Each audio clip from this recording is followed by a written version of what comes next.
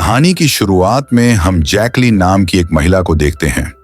वह अपने ऑफिस में काम कर रही होती है। तभी उसके फोन पर नोटिफिकेशन आता है कि तुम्हारी टैक्सी नीचे आ गई है। जैकलीन जल्दी जल्दी अपना सारा सामान समेटे है और भागकर नीचे आती है, लेकिन तब तक वह टैक्सी ड्राइवर वहां से भाग जाता है। जैकलीन परेशान हो जाती है क्योंकि अर्जेंटली उसे कहीं पहुंचना था। तभी पीछे से एक और टैक्सी वाला आता है। ड्राइवर का नाम है सेन। जैकलीन उससे रिक्वेस्ट करती है। सेन भी उसी तरफ जा रहा था और वह जैकलीन को अपनी गाड़ी में बैठा लेता है। दूसरी तरफ हम मोनिका को देखते हैं। वह अपने बच्चों के साथ पार्क में होती है। मोनिका की 8 साल की बेटी शार्लेट अपने छोटे भाई हेनरी के साथ पार्क में हाइड एंड सीक खेल रही थी। मोनिका अपनी मां के साथ अपने तीसरे सबसे छोटे बेटे के साथ बैठी हुई थी। वो दोनों बातें कर रही थी। मोनिका की मां उनका वीडियो बना रही होती है। इधर शार्लेट एक पेड़ के पीछे छुपी हुई थी। तभी उसके सामने ब्लैक कलर की यह गाड़ी आकर रुक है। ड्राइवर दरवाजा खोलकर शार्लेट को एक प्यारी सी डॉल दिखाता है, जिसे देखकर शार्लेट गाड़ी के काफी पास चली जाती है और इस तरह से शार्लेट किडनैप हो जाती है। इधर मोनिका अपनी मां का बनाया हुआ वीडियो देखने लगती है। उस वीडियो के बैकग्राउंड में शार्लेट के किडनैपिंग की पूरी घटना रिकॉर्ड हो गई थी। मोनिका यह देखकर शॉक्ड हो जाती है और पूरे पार्क में अपनी बेटी को ढूंढने लगती है, लेकिन अब तक ड्राइवर उसे लेकर जा चुका था। मोनिका तुरंत 911 पर कॉल करती है। अपनी बेटी की पूरी डिटेल्स देती है कि शार्लेट के ब्राउन हेयर हैं, उसने पीली ड्रेस, व्हाइट शूज और पिंक सॉक्स पहनी हुई हैं। लेकिन प्रॉब्लम यह थी कि उसके पास गाड़ी का नंबर प्लेट नहीं था। पुलिस डिपार्टमेंट का चीफ फील मोनिका से बात करता है। वह कहता है कि बिना नंबर प्लेट के हम कोई एम्बर अलर्ट नहीं भेज सकते, क्योंकि जिस गाड़ी से शार्लेट का किडनैपिंग हुआ है वो मॉडल बहुत फेमस है। हमें बहुत सारे कॉल्स आने लगेंगे, हमें और डिटेल्स चाहिए। मोनिका तुरंत पुलिस स्टेशन आ जाती है। वो फील को वीडियो और अपनी बेटी का फोटो दिखाती है। फील भी मामले की गंभीरता को समझ जाता है कि अगर उन लोगों ने एम्बर अलर्ट भेजने में देर की तो किडनैपर उनकी पहुंच से बहुत दूर निकल जाएगा। डिटेल्स लेकर फील आखिरकार AMBER अलर्ट भेज देता है और इस तरह से हर किसी के फोन पर शार्लेट की किडनैपिंग का अलर्ट और डिटेल्स पहुंच जाती है। दूसरी तरफ जैकलीन और सेन के फोन पर भी अलर्ट पहुंच जाता है। नोटिफिकेशन में शार्लेट की पूरी डिटेल्स होती है। तभी जैकलीन अपने सामने ठीक वैसी ही एक ब्लैक कार को देखती है। उसे लगता है कि शायद यह किडनैपर की गाड़ी हो सकती है, लेकिन सेन कहता है कि पूरे देश में ऐसी लाखों गाड़ियां हैं, जरूरी नहीं कि यह गाड़ी किडनैपर की हो। फिर भी जैकलीन 911 पर कॉल करती है। उन्हें अपना लोकेशन और गाड़ी की डिटेल्स दे देती है। पुलिस स्टेशन में जैकलीन के लोकेशन को मार्क कर लिया जाता है, लेकिन उसके कॉल को सीरियसली नहीं लिया जाता, क्योंकि जैकलीन ने जहां से कॉल किया था वो लोकेशन किडनैपिंग लोकेशन से बहुत दूर था। खैर, तभी रेड सिग्नल पर इनकी गाड़ी रुकती है। जैकलीन के कहने पर सेन ब्लैक कार के पास जाने की कोशिश करता। तभी सिग्नल पर लगे बड़े से बोर्ड में एम्बर अलर्ट नोटिफिकेशन आता है और वो अलर्ट देखकर ब्लैक कार का ड्राइवर सिग्नल तोड़कर भागने लगता है और यह देखकर जैकलीन को यकीन हो जाता है कि पक्का यही किडनैपर है और वह सेन को उस गाड़ी का पीछा करने के लिए कहती है। दोनों काफी दूर तक उस गाड़ी का पीछा करते हैं। वो गाड़ी एक गैस स्टेशन पर रुकती है। ड्राइवर गाड़ी से निकलकर होटल के अंदर चला जाता है। इधर जैकलीन भी उस गाड़ी के पास जाकर अंदर देखने की कोशिश करती है। At the same time police station में एक आदमी का कॉल आता है। कॉलर उन्हें बताता है कि मैंने एक गाड़ी के अंदर 8 साल की बच्ची को देखा है, जिसके ब्राउन बाल हैं। मतलब उसकी डिटेल्स शार्ले की डिटेल्स से मैच हो रही थी। वो कॉलर पुलिस वालों को गाड़ी का नंबर प्लेट भी बता देता है। इधर जैकलीन उस कार के पास पहुंच जाती है।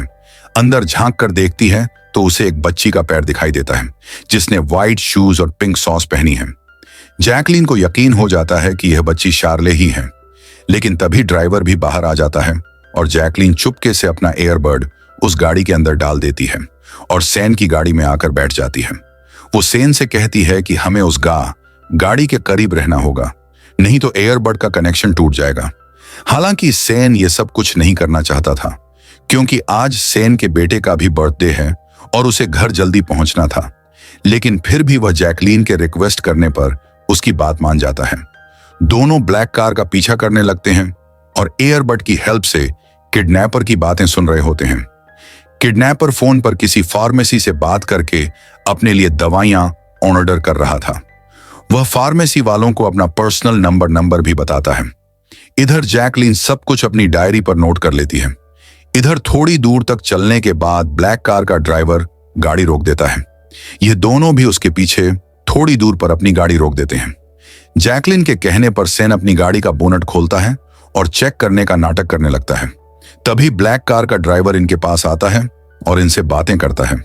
वह बताता है कि मेरा नाम एरन है और मुझे लगता है कि तुम दोनों मेरा पीछा कर रहे हो उस एम्बर अलर्ट की वजह से, लेकिन तुम लोगों को गलतफहमी हुई है। गाड़ी के अंदर मेरी 8 साल की बेटी ओलंपिया सो रही है। मैं उसे लेकर अपनी आंटी के घर जा रहा हूं। जैकलीन ओलंपिया को देखने के लिए कहती है तो एरन भी मान जाता है। ये दोनों गाड़ी के पास जाने लगते हैं, लेकिन तभी जैकलीन के फोन पर एक नोटिफिकेशन आता है। एम्बर अलर्ट में एक नया अपडेट आया था और इस बार पुलिस वालों ने गाड़ी का नंबर भी शेयर किया था। जैकलीन एरन की गाड़ी का नंबर प्लेट देखती है। दोनों नंबर अलग अलग थे, तो जैकलीन एरन से सॉरी बोलती है और ओलंपिया को बिना देखे ही एरन को वहां से भेज देती है। लेकिन जब एरन वहां से जा रहा था तब जैकलीन उसकी गाड़ी में ब्राउन हेयर वाली बच्ची यानी कि शार्ले को देखते हैं, लेकिन ठीक से पहचान नहीं पाती। खैर, ये लोग वापस जाने लगते हैं, लेकिन जैकलीन को लग रहा था कि कुछ ना कुछ गड़बड़ जरूर है। वो तुरंत 911 पर फिर से कॉल करती है और पूछती है कि जिस आदमी ने तुम्हें कॉल करके नंबर प्लेट बताया था, क्या उसका नाम एरन है? पुलिस वाले नाम कंफर्म करते हैं और इस तरह से जैकलीन सब कुछ समझ जाती है। वो पुलिस वालों को बताती है कि एरन ही किडनैपर है और गैस स्टेशन पर रुककर आप लोगों को उसने कॉल करके फेक नंबर प्लेट और फेक लोकेशन बताई है, आपको डाइवर्ट किया है और अब भाग रहा है। वो पुलिस वालों को अपना लोकेशन देती है और एक बार फिर से ये दोनों एरन की गाड़ी का पीछा करने लगते हैं, लेकिन इस बार एरन उनकी गाड़ी देखता है और अपनी गाड़ी की स्पीड बढ़ा देता है। जैकलीन ने उसका नंबर डायरी पर नोट कर लिया था। वो एरन को कॉल करती है और उसे कहती कि हम जानते हैं कि तुमने ही शार्ले का किडनैप किया है। अगर तुम चाहो तो गाड़ी रोककर शार्ले को सड़क के किनारे छोड़ दो और चले जाओ, हम तुम्हें कुछ नहीं कहेंगे। लेकिन एरन कहता है कि अगर तुम लोग मेरा पीछा करोगे तो मैं शार्ले को चलती गाड़ी से नीचे फेंक दूंगा। वो जैकलीन को डराने के लिए गाड़ी में रखी डॉल नीचे फेंक देता है। जैकलीन और सेन डॉल देखकर डर जाते हैं और गाड़ी रोक देते हैं। रात हो जाती है, लेकिन अब इन्हें नहीं पता था कि एरन शार्ले को लेकर कहां गया है। जैकलीन फोन पर पुलिस वालों से बात करती है और बताती है कि एरन ने शायद एक फार्मेसी से अपनी दवाइयां ऑर्डर की थी। पुलिस वाले उस फार्मेसी से एरन के बारे में पता करते हैं और आखिरकार फील को उस फार्मेसी से एरन का एड्रेस मिल जाता है और उसका असली नाम पता चल जाता है। एरन का असली नाम था बेंजामिन विलियम्स। जैकलीन और सेन जिस जगह पर थे एरन का घर, वहां से थोड़ी ही दूर था। मोनिका फील से कहती है कि उन दोनों को बताकर वहां भेज दो, लेकिन फील मना कर देता है कि वो दोनों सिविलियंस हैं, हम उन्हें वहां नहीं भेज सकते। फील खुद वहां जाने की तैयारी करता है, लेकिन मोनिका को लगता है कि जब तक फील वहां जाएगा तब तक बहुत देर हो जाएगी। वो विलियम का एड्रेस लेती है और फिर वॉशरूम में जाती है और जैकलीन को कॉल करती है। वो जैकलीन को विलियम का एड्रेस देती है और उसे अपनी बेटी को बचाने के लिए रिक्वेस्ट करती है। जैकलीन भी उससे शार्लेट को बचाने का वादा करती है। इसके बाद सेन और जैकलीन दोनों उस एड्रेस पर जाते हैं। घर के पास पहुंचते ही जैकलीन का एयरबर्ड ऑटोमेटिक कनेक्ट हो जाता है और सेन जैकलीन के नंबर पर कॉल करता है। एयरबर्ड कनेक्ट था तो उन्हें अंदर से किडनैपर की आवाज सुनाई देती है। वह शार्ले को डरा रहा था कि अगर तुम मेरी बात नहीं मानोगी तो मैं बैड अंकल बन जाऊंगा। जैकलीन को समझ में नहीं आ रहा था कि वो लोग अंदर कैसे जाएंगे। तब सेन अपना दिमाग लगाता है। वह अपने नंबर से विलियम को कॉल करते हैं और उसे कहते कि मैं फार्मेसी से बोल रहा हूं, आपकी दवाइयां रेडी हैं, लेकिन आज हमें स्टोर जल्दी बंद करेंगे। आपको चाहिए तो अभी आकर ले जाइए, नहीं तो दवाइयां आपको कल सुबह मिलेंगी। तब विलियम कहते हैं कि ठीक है, मैं 10 मिनट में दवाइयां लेने के लिए आ रहा हूं। सेन का प्लान कामयाब हो जाता है और विलियम फार्मेसी के लिए निकल जाता है।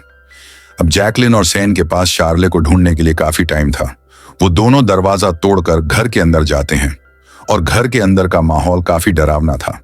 सारा सामान इधर उधर बिखरा पड़ा था। कुछ कमरों में डॉल्स और बच्चों के खिलौने रखे हुए थे। एक कमरे के अंदर सेन को गन और बुलेट्स भी मिल जाती हैं। वह गन और बुलेट लेता है। एक कमरा गद्दों और कपड़ों से ढका हुआ था।